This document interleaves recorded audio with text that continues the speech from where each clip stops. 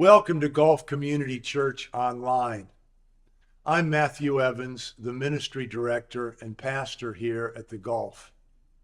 Our mission at the Gulf is to help people follow Jesus better, because we've discovered that following Jesus makes life better and makes us better at life. If it's your first time with us, you can find out more information at next@gulf.org. And now let's enjoy this music and message.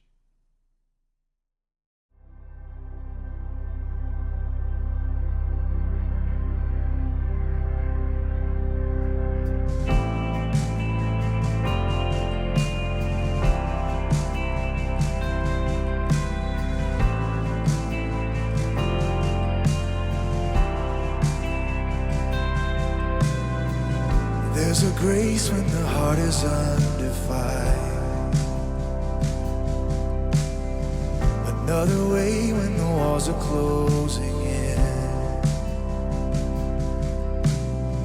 And when I look at the space between where I used to be and this reckoning, I know I will never be alone. There was another in the fire standing next to me. There was another in the waters holding back the sea. Should I ever need reminding of how I've been set free, there is a cross that bears the burden where another died for me. There is another in the fire.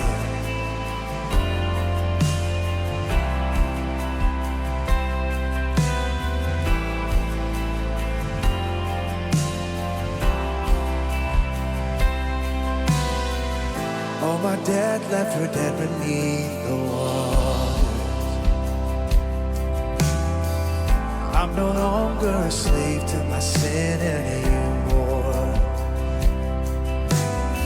Should I fall in the space between what remains of me and this reckoning? Either way, I will bow to the things of this world.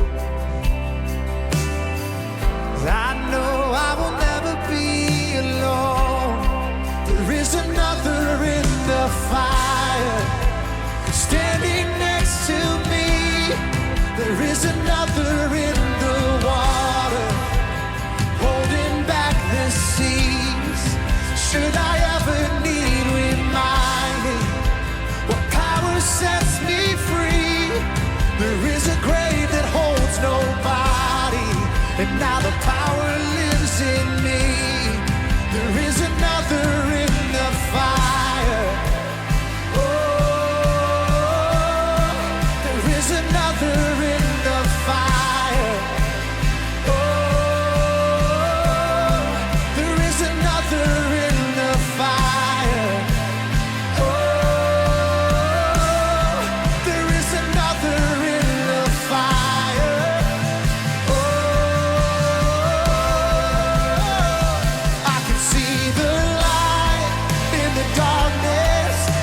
Darkness bows to him. I can hear the roar in the heavens as the space between wears thin. I can feel the ground shake beneath us as the prison walls gave in. Nothing stands between us. Nothing stands between us.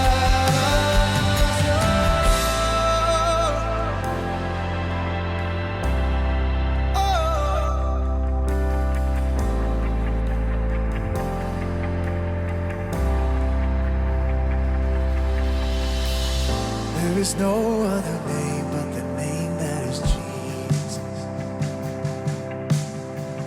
He who was and still is and will be through it all. So come what may in the space between all the things unseen and this reckoning, I know I will never be alone. I know I will never be alone. There'll be another in the fire.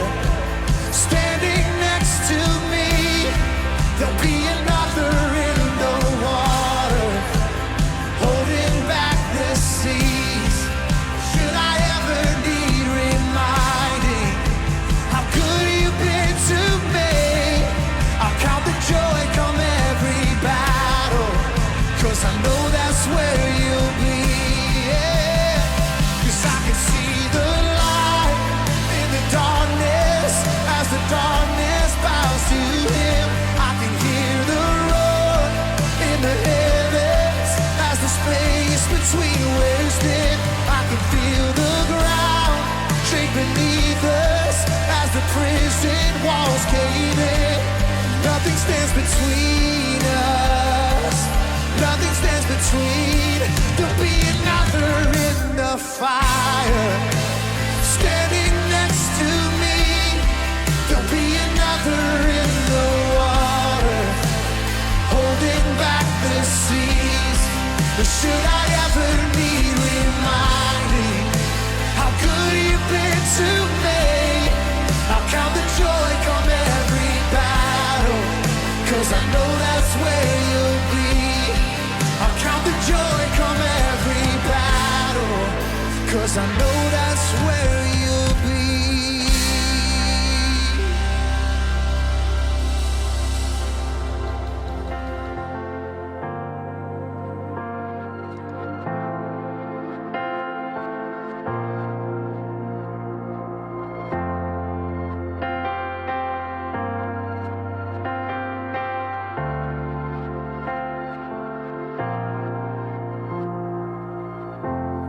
I've carried a burden for too long on my own.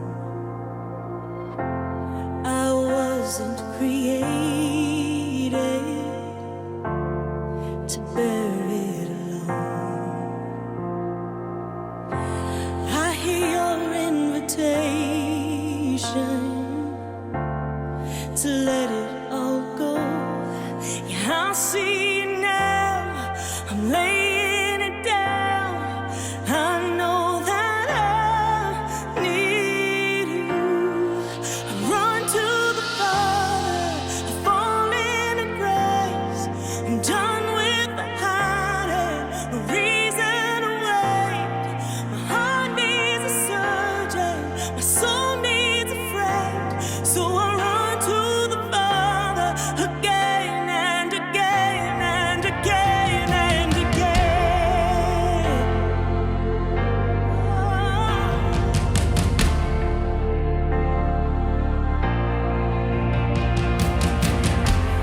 You saw my condition. You had a plan from the start. Your son for redemption, the price for my heart. I don't have a context for that kind of love. I don't understand. I can't comprehend. All I know is I need you. I run to the Father. I fall into grace. I'm done with the idol. No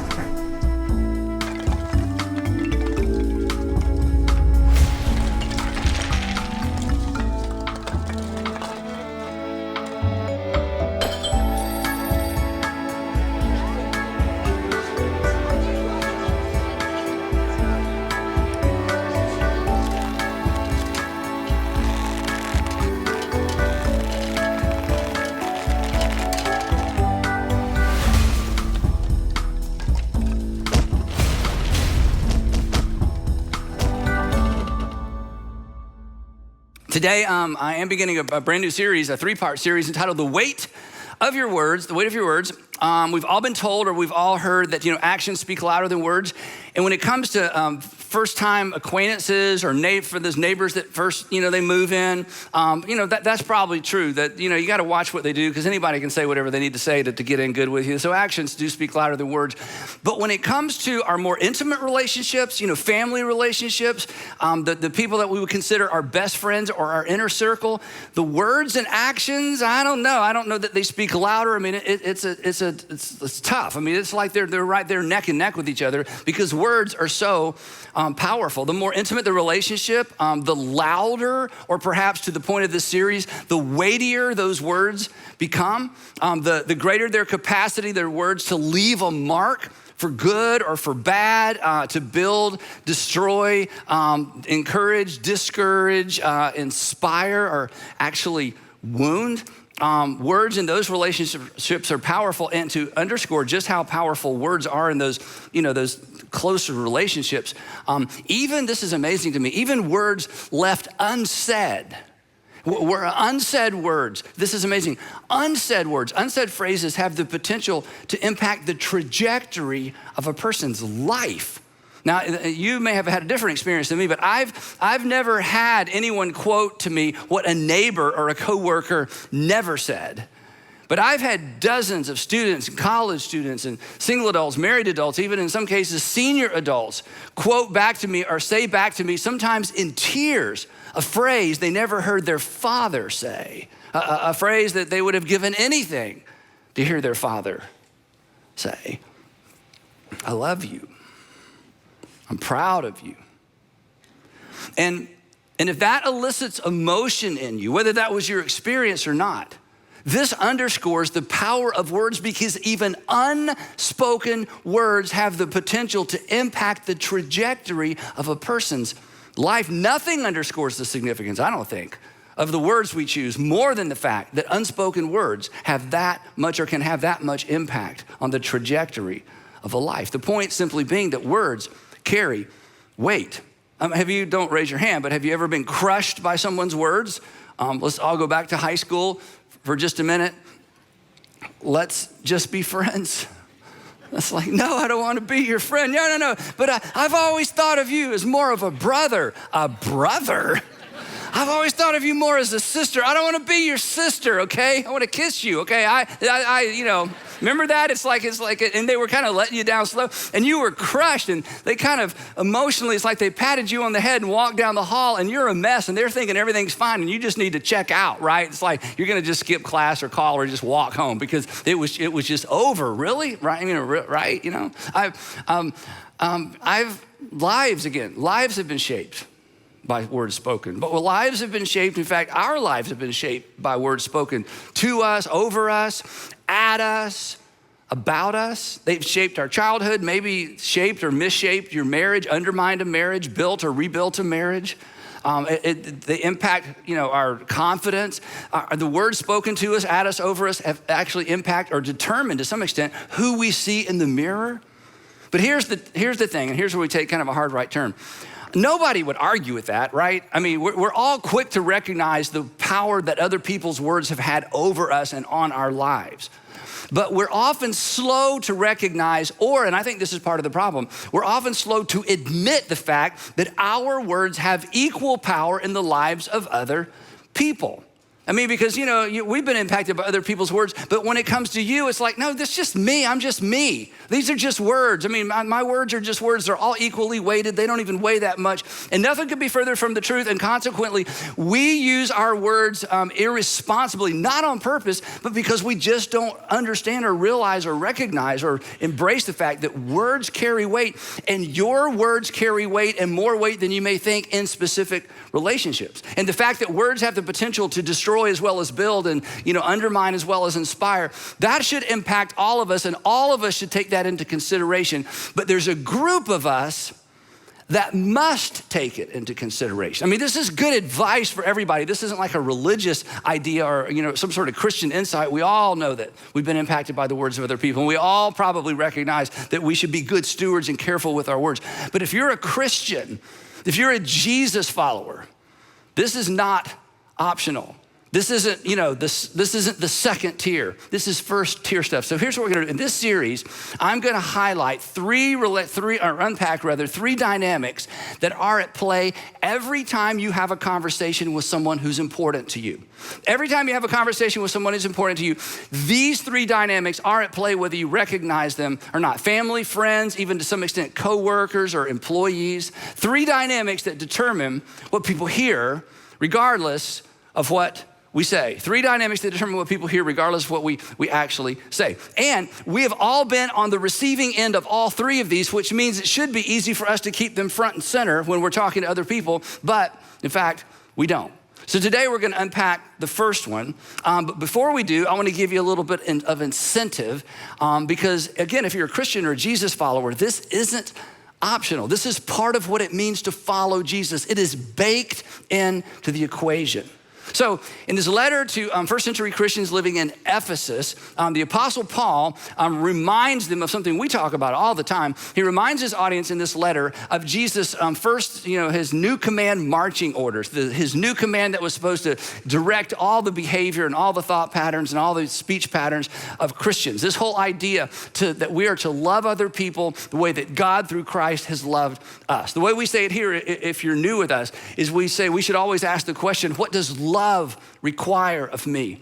What does love require of me? When you're not sure what to say or do, ask what love requires of you. What does love require of me? And not just any kind of love, but a very narrowly defined and illustrated and modeled for us love that we see through the Lord Jesus. So here's the Apostle Paul's words. This is his way of saying what I tried to say. Here's what he writes. He says, follow God's example, therefore, as dearly loved children. And then the music changes.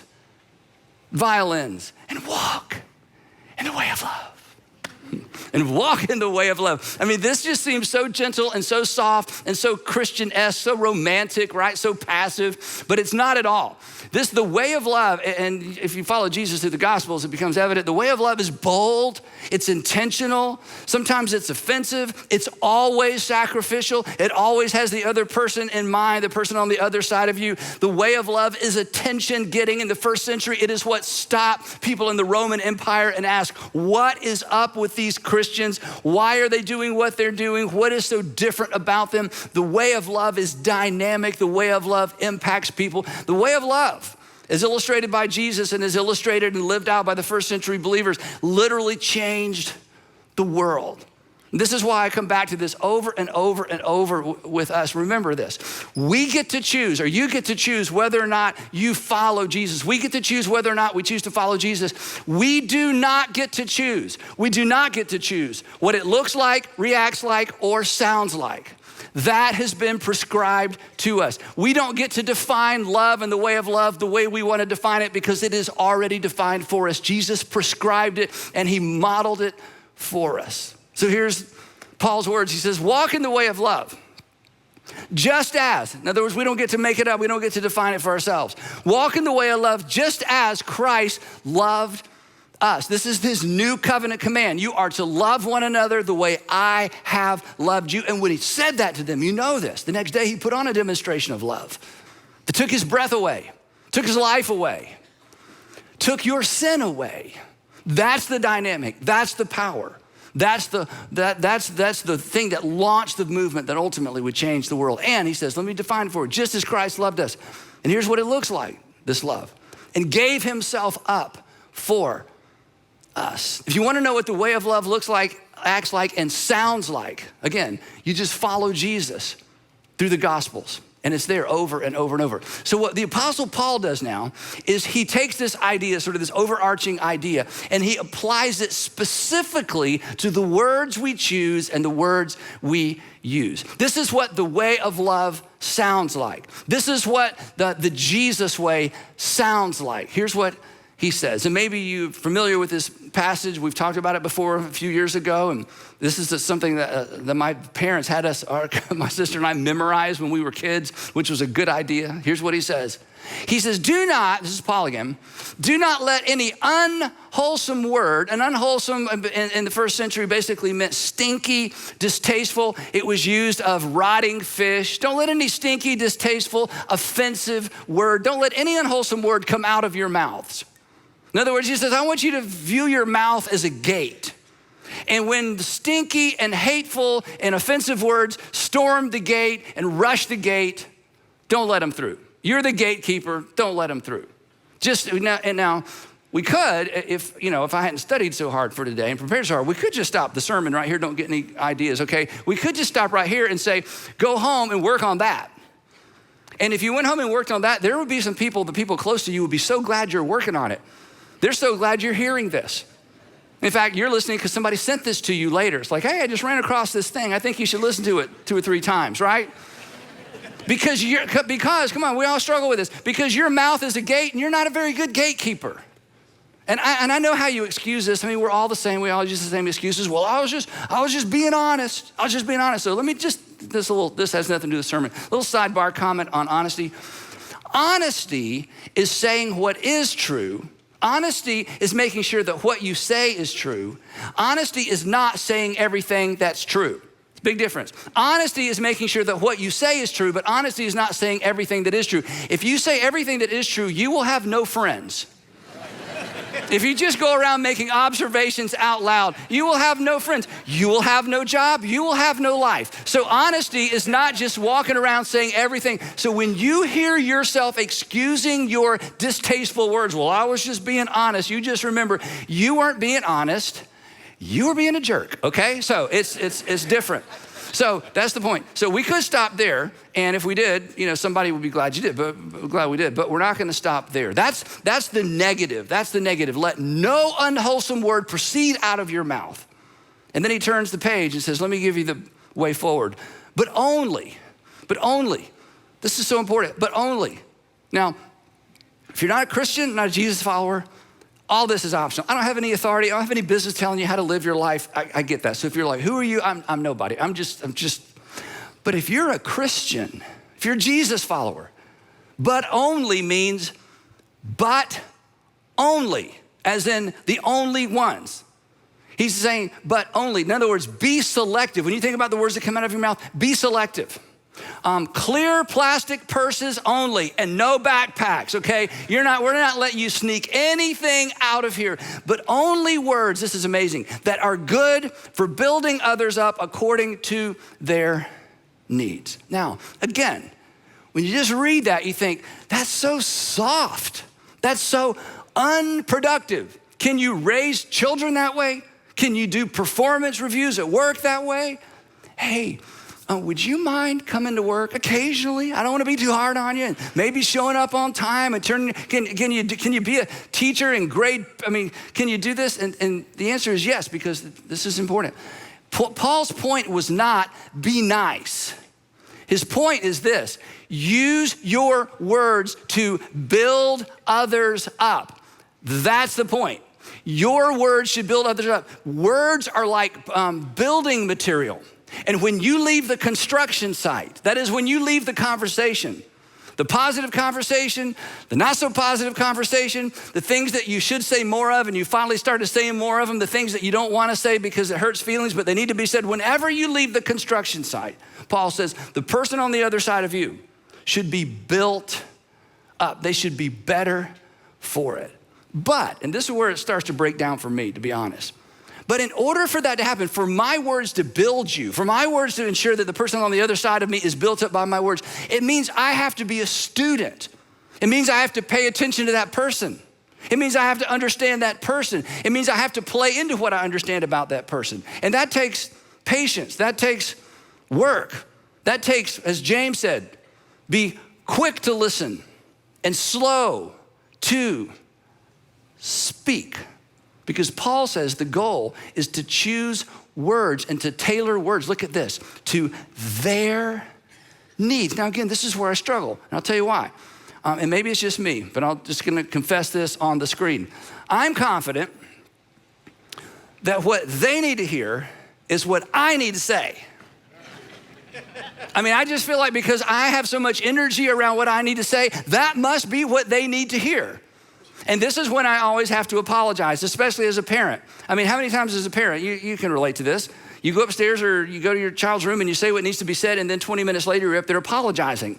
You're like, why am I apologizing? I said, because you didn't say what they needed to hear the way they needed to hear it. You said what you needed to say the way you needed to say it. Paul's going, come on, grow up, be mature, guard that mouth, put a gatekeeper on that mouth. You need to make sure that whatever comes out, it builds them up according to what they need. And the reason I'm confident that they need to hear what I have to say is because I feel so much better after I've said it. Just being honest, right? I don't understand why they don't feel better. The truth is, and I'm judging you a little bit, but I'm judging myself as well. Most of us, maybe you're the exception, most of us are more dialed into what we need to say than what others need to hear. Sometimes we hesitate, if we're honest, sometimes we hesitate to say what they need to hear. Sometimes we hesitate to say what they need to hear because it's uncomfortable for us, and all of a sudden it's about us again.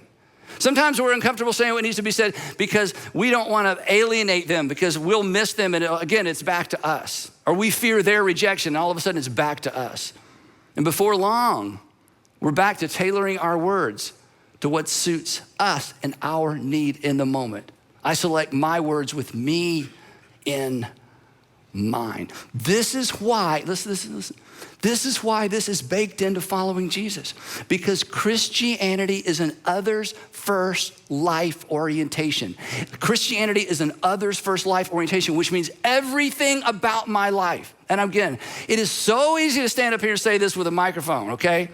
But whether it's easy for me or not, or whether I do it well or not all the time, the truth is Christianity is an others first orientation, which means I have to choose my words with the needs of other people over my needs to say things and what I want to hear me say and what I want to walk away thinking, oh, well, I finally told them. And before long, if we're not careful, it's all about us. It's all about me. It's all about you. I select my words with me in mind. I say what's most helpful to me according to my needs, which is fine if I care more about me than I care about you, which is fine if you care more about you than you care about the person on the other side of you. And this is where Jesus just levels the playing field, because he never made it about him. And then he says, follow me. He always made it about others. And then he says, follow me. I know I quote this verse all the time, but it's a life verse for me. He says, for even the Son of Man, talking about himself, for even the Son of Man. I mean, the most important person on planet Earth, the most important person that'll ever walk on planet Earth. Even the Son of Man did not come to be served, but to serve. Here's that word again, and give his life, a ransom for many. And then he says to you, and he says to me, that's how I want you to parent. That's how I want you to employ. That's how I want you to boss. That's how I want you to manage. That's how I want you to neighbor. That's how I want you to fiance. That's how I want you to romance. That's how I want you to love. And here's what we all know, Christian or not, religious or not. You like it when other people do that for you, don't you? In fact, you do that the right way with the right person, they will fall in love with you.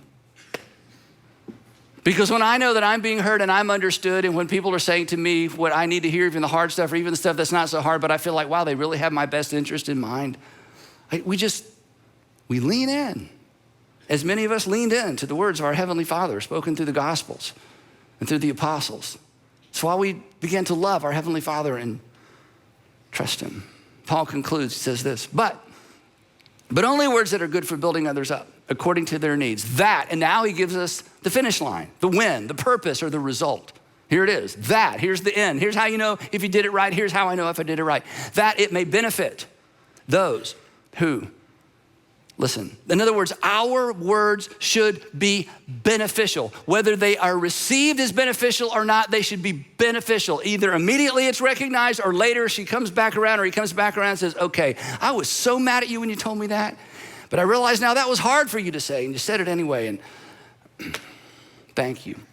It leaves the other person better off, built up. And that way our words should be a gift. Now, as you know, there's a right way to say hard things. And we all need to hear hard things. We all need at times to say hard things. But here's the thing, and we're gonna move on. People know, come on, and you know people know because you know. People know when we're saying hard things with us in mind or them in mind. People know when we're saying hard things for our benefit or for their benefit.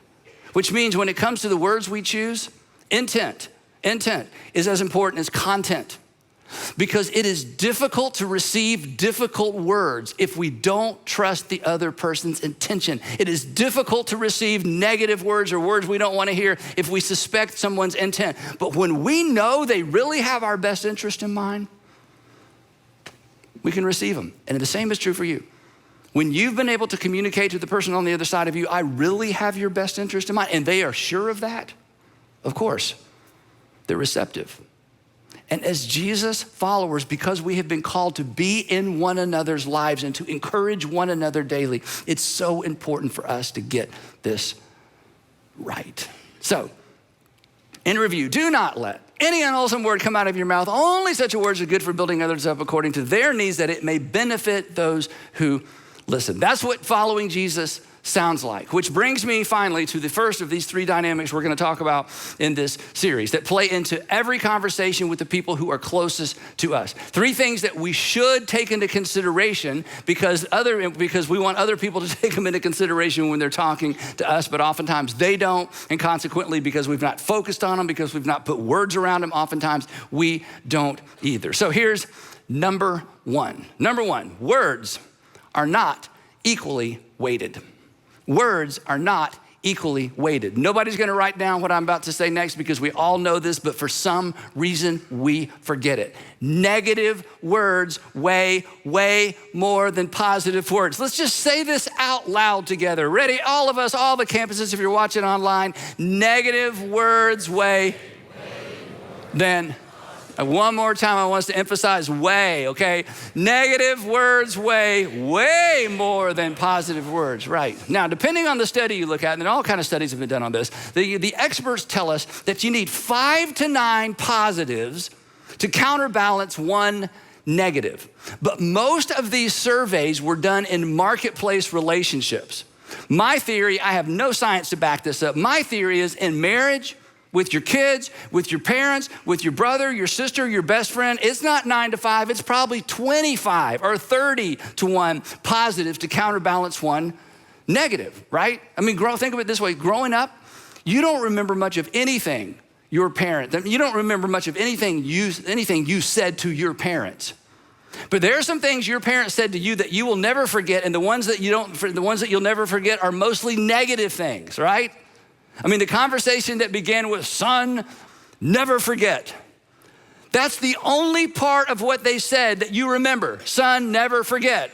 And you don't remember anything that followed, right? But the negatives, the critical, the cynical, the comparison, those arrows stuck.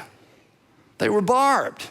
They created wounds that maybe followed you for the rest of your life. Every time you look in the mirror, you see that thing your mom or dad said about you or your sister said about you. Nobody else notices this, but it's all you can notice because they just said it so many times. Because words aren't equally weighted, but words weigh a lot. When I was 16, I wanted to look like Peter Frampton. And when I was 16, I actually had the hair to pull this off. But it meant not cutting it off, right? And my mom loved it. In fact, to her dying day, I mean, she died a few years ago, and she would say, and she would look at me and she would put her fingers in my hair, and she'd go, where are all those curls? Where are all those curls? I'm like, they're Mom, you need to grow your hair. I'm like, I don't think so. But anyway, so she loved it. She loved it. And here's a picture. So here I am, yeah. Now, I know what you're saying, so I'm gonna say it for you. You don't know who Peter Frampton is, but you know who Napoleon Dynamite is.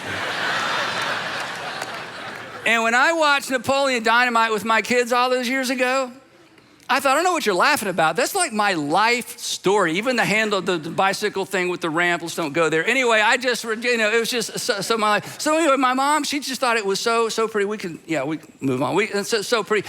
But my dad, he did not like it. He would tell me, he said, it makes you look like a girl. You're laughing at that? I thought I would get like a sympathy moan, okay? Wow, tough crowd. I know some of you watching online, you were like, oh, that's terrible. Your dad would say this. So let me tell you about an incident. You all have these. I'm just sharing mine, okay? And don't share this outside the room. So I'm standing in the little foyer of our little house in Tucker. I was 16 years old. And I'd just gotten back from getting a haircut where I got it cut short-ish, you know. And my dad walks up to me. I remember where I was standing. He said, and I quote, "Now you look like my son." Don't laugh at that. That is not the laugh line. I know, now you look at me, now you look like my son. And I still remember what I thought in that moment. I thought, whose son did I look like an hour ago? And how did I respond to those words that today I still remember them?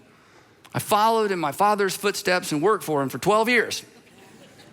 Because those weren't the only words he said.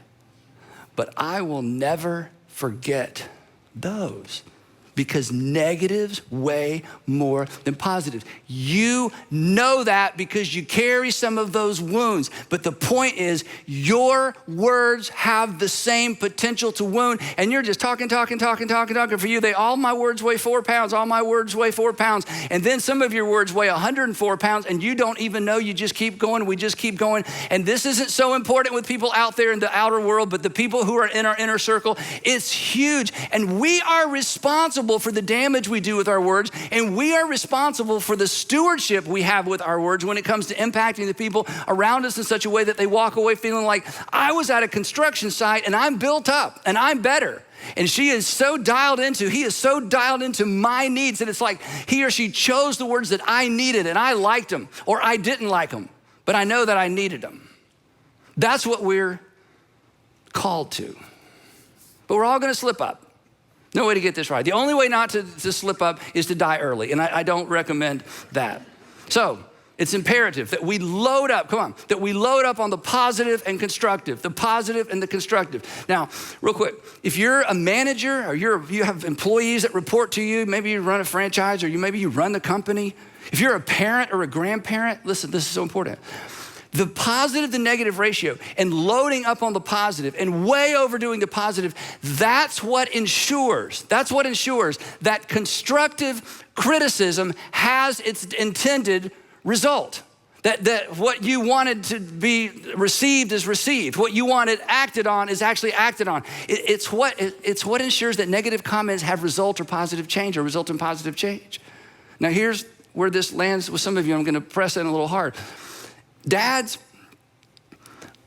if you're a man of few words, I have a feeling if you're a man of few words, the negatives come more easily than the positives. That's just kind of how it goes. You don't say a lot of positive things, you're just not that verbal. But if something goes wrong, you're on it. And in your mind, I'm just telling you the truth. I'm just being honest. So look up here. If you want your correction, and I'm not trying to be cute with the rhyme, it just happens to rhyme. If you want your correction to impact your children's direction, you've got to adjust your ratio. You don't quit saying the hard things, you don't quit correcting, but you've got to balance, and it's not 1-to-1 or 5-to-1 or 10-to-1. With a dad, maybe it's 50-to-1. Look, you're familiar with the idea of portion control, right? Well, this is proportion control. And both require self-control. Sarcasm will not make your children tougher. Sarcasm will make it tougher for you to connect with your adult kids. I promise you. Eradicate it. It doesn't accomplish anything. And load up on the positives. Even if it's uncomfortable. Look up here. Even if it's uncomfortable because it's not about you. You're a Christian and you're a parent. You're a grandparent.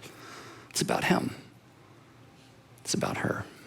It makes it tough to connect with our children if we don't get the ratio right. Bottom line, words, they're not equally weighted. Words are not equally weighted. Negatives weigh way more. Negatives are necessary, but they bounce and they wound if they aren't the exception. We've been told, you've heard this, right? We've been told that it's possible to have too much of a good thing. You've heard that before. It's possible to have too much of a good thing. When I hear that, nothing ever comes to mind. Can't think of anything that's too, of a good thing, right? And that may be true in some areas, but it is not true when it comes to our words. It is certainly not the case when it comes to our words. I'm no professional counselor, but I feel like I can say this with confidence. No one traces the root of their problems back to too much encouragement. You cannot overdose a person in encouragement as long as you're actually being sincere. And I just want to encourage all of you, whether it's at work or home, the neighborhood, let's overdose a little bit more on constructive and encouragement, because in order to pave the way to say the hard things, in order to pave the way to say the things that are somewhat negative, even hurtful, or in some cases offensive, in order to be in a position, look up here, in order to be in a position where you can actually love someone with your words, you pave the way by paving the way with encouraging, positive, construction, sincere words. And for some of you, you are so wired for this. You're listening to this going, well, like, yeah, doesn't everybody? No, not everybody. And it's so easy for you that it's easy to judge some of the rest of us. I get that. Good for you. Keep going and model it for us. But for some of us, for many of us, because we didn't grow up with it, because we haven't received much of it, there's a tendency to hold back. And again, if you're more concerned about you than the person on the other side of you, that's up to you. But if you're a Christian, if you're a Jesus follower, this is part of the equation. So between now and next time, here's a couple of questions to think about. Where do you have work to do? And who hopes you'll get to work soon? Where do you have work to do? And who hopes you'll get to work soon? Who hopes this isn't just another sermon that's in one ear and out the other? Who's hoping that you're really listening and digesting this today? Do not, Christians, do not let any unwholesome word proceed from your mouths, but only words that are good for building others up according to their needs. Or as one translation says, according to the need, I love this phrase, according to the need of the moment, that it might benefit those who hear, that it might benefit those on the other side of you. This is what it sounds like to follow Jesus. And we will pick it up right there next time in part 2 of the weight of your words. Let's pray together. Heavenly Father, it is so much easier to stand up here and spout out all these words than to walk off this stage and to do this consistently. But we want to get it right. Thank you for the men and women who got it right for us and have left us better off than we would have been otherwise. And Father, for those of us who didn't receive a lot of that growing up, a little harder for us, a little challenging, I pray that we would lay down our pride and we would just go for it. We would embrace it. So just do something remarkable through us with our words and give us ears to hear what we just heard in such a way that it gets down into our soul and makes a difference. In Jesus' name, amen.